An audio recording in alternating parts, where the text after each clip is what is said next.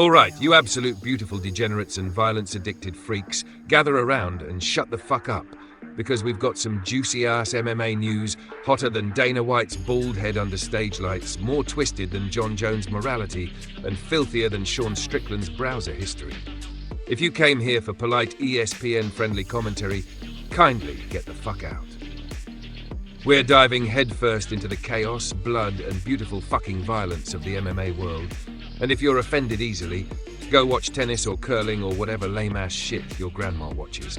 Buckle up, chuckle fucks. It's about to get wilder than Tony Ferguson's hallucinations and Conor McGregor's cocaine dreams. Now, first up, Islam Makhachev, our resident Dagestani wrestling terminator, is teasing a jump up to welterweight IF. And thank fucking God for this possibility, Belal Ambian Muhammad loses to Jack Della Maddalena. Listen, I speak for every single fight fan on earth when I say, JDM, please, for the love of violent gods, land a shot so vicious that Belal wakes up in another dimension. We know damn well Belal cherry-picked JDM because he thought it was safer than Shavkat. What an absolute coward. But imagine Belal's master plan imploding spectacularly, JDM sending him to sleep with a brutal liver shot and finishing him with a nasty shovel uppercut that would make Mike Tyson smile from ear to ear. If Belal somehow stays champ, fuck this sport entirely. If the MMA gods let Belal stay champion, then the Illuminati is real, birds aren't real, and Joe Rogan is secretly an alien.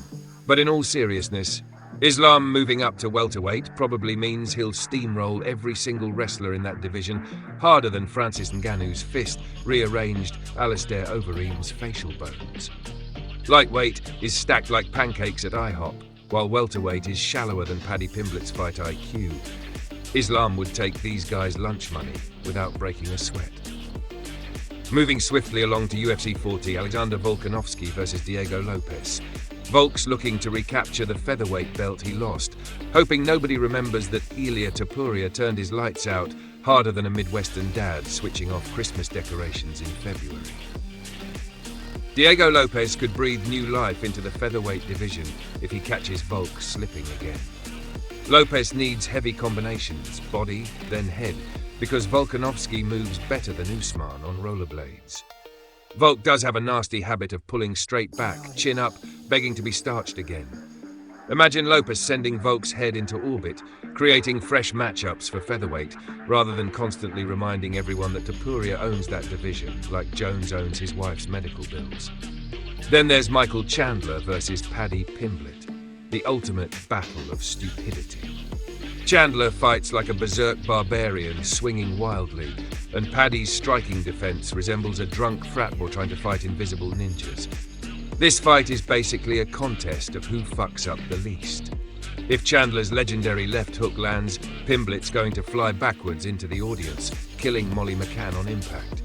Or Chandler, winning on the feet, might decide randomly, fuck it, let's wrestle, and shoot directly into Paddy's submission, losing in spectacularly dumb fashion. Whatever happens, two brain cells fighting over control of these guys' skulls means guaranteed chaos and comedy. Speaking of chaos, Patricio Pitbull Freire enters the UFC to fight Yair Rodriguez. UFC is where Bellator legends go to get humbled, so if Pitbull wrecks Yair, we might finally respect Bellator champs as more than glorified can crushers. But if Yair schools him, Bellator's legacy looks weaker than Dylan Dennis's fighting career. Meanwhile, Jorge Masvidal is begging to fight Leon Edwards in London to settle their ancient backstage beef, which at this point feels older and more pointless than Tito Ortiz's trash talk. Honestly, who the fuck asked for this? But whatever, let them fight so Masvidal can retire or Edwards can prove he's not a glorified one-hit wonder who somehow beat Usman twice. The division needs fresh blood, not Masvidal's washed-up street fight nostalgia tour. Dana White's teasing some secret mind-blowing fight planned for 2025. Knowing Dana, this means he's probably locked Brock Lesnar in a cage with Nate Diaz or scheduled Francis Ngannou to fight a literal fucking bear. MMA fans are frothing at the mouth guessing who it might be, but knowing Dana, it'll probably be a circus spectacle that'll simultaneously offend and delight us all. Speaking of circus shows, Eddie Hall is fighting Mariusz Pudzianowski in MMA with shortened rounds because Eddie's cardio dies faster than Ronda Rousey's acting career. Will there be skill? fuck no. Will we tune in to watch these oversized meat mountains swing fists until their hearts explode from exhaustion? Absolutely. Power Slap somehow landed a $76 million deal with V-Chain. Yes, that's right. People are paying millions to watch dudes slap each other unconscious. Humanity peaked with sliced bread, and it's been downhill ever since. But hey, at least we'll enjoy the decline watching Dana White's slap circus unfold. Now onto the real meat and potatoes of violence. Tom Aspinall versus John eye-poke specialist Jones. Tom's speed and heavyweight boxing could pose a threat, provided he avoids Jones' nasty knee stomps and eye gouges. Picture this, Jones dominating early, but then, holy fucking shit, Aspinall feints and unleashes a biblical uppercut that sends Jones' head into orbit. The crowd riots, DC shits himself, Rogan faints, Anik explodes, and MMA fans worldwide cry tears of joy.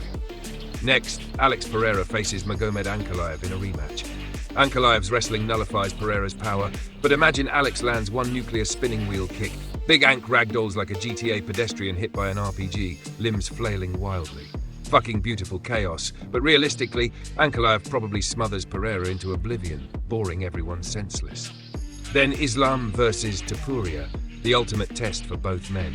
Islam's wrestling and judo are terrifyingly effective, but Ilya's lightning-fast boxing and low center of gravity make him a real threat.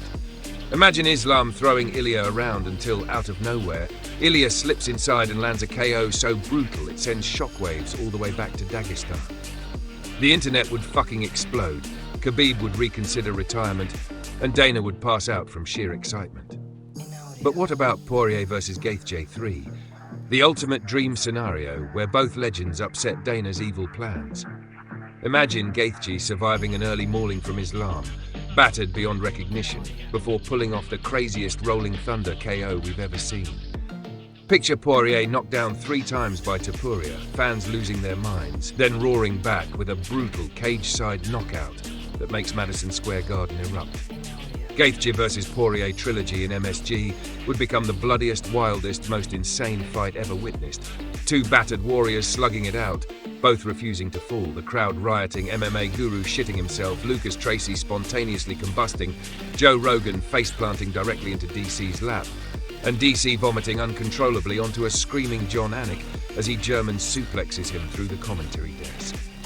This is the beautifully violent, endlessly chaotic circus of MMA we all fucking love. Strap in because we're just getting started, you magnificent, bloodthirsty maniacs.